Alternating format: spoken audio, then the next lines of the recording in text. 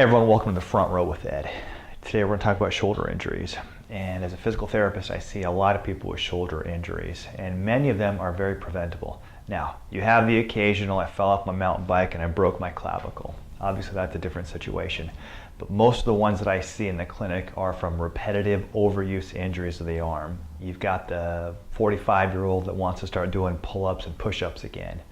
You've got the CrossFitters, you've got the weekend warriors. But either way, the shoulder joint is very vulnerable to injury. Let's quickly talk about the anatomy of the shoulder joint. The shoulder joint is a ball and socket joint with a high degree of mobility, which means we can move our arms in crazy positions. But the biomechanical price you pay for having a joint that's high in mobility is that it's low in stability. We can't have both. We can't have a stable joint and have it be at high mobility also. So the shoulder joint is one of those high mobility joints but low stability. So what can I do to put my shoulder in the best possible position to minimize my chance of injury when I'm doing something physical? It could be pull-ups, it could be push-ups, it could be raking leaves, it could be digging a ditch for the weekend garden. That doesn't make any sense. The weekend garden? Okay. The thing to remember about scapular or shoulder stability is that we are in the safest possible position or most stable, able to generate the most force with our arms when our scapula or shoulder blade is in the back pocket.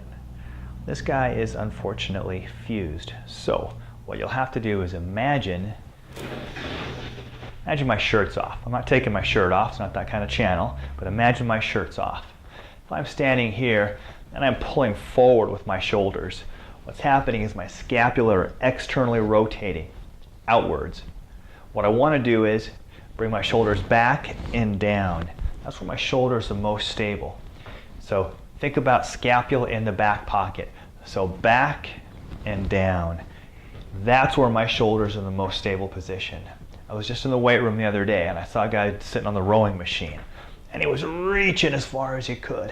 His back was rounded, he was grabbing on some 200 pounds, he was pulling as hard as he could.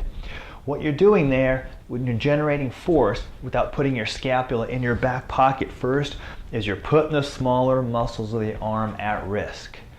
The biceps, the pecs, the triceps, everything, depending on if you're pushing or pulling. So all you need to do is, before you think about generating force with your arm, whether you're pushing or pulling, is to put the scapula in the back pocket first. So if I'm doing that same rowing exercise, I'm not reaching forward, I'm grabbing onto the weight, scapula in my back pocket, and then I'm pulling. It feels completely different. And what you're doing is you're using the bigger muscles that help stabilize the scapula first before you pull back, and it makes a big difference. I know for a lot of people, pull-ups are really hard to do.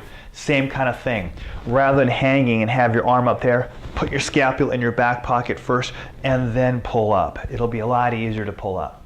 Next time you're lifting or doing something physical, remember, scapula in the back pocket first, engage the scapular muscles, envision that you're pinning that scapula against the thoracic spine before you generate any force with your arms. It'll make a big difference. We'll see how you do. Protect your shoulders a little bit. If you haven't subscribed, already do that. If you have any questions, leave it down below.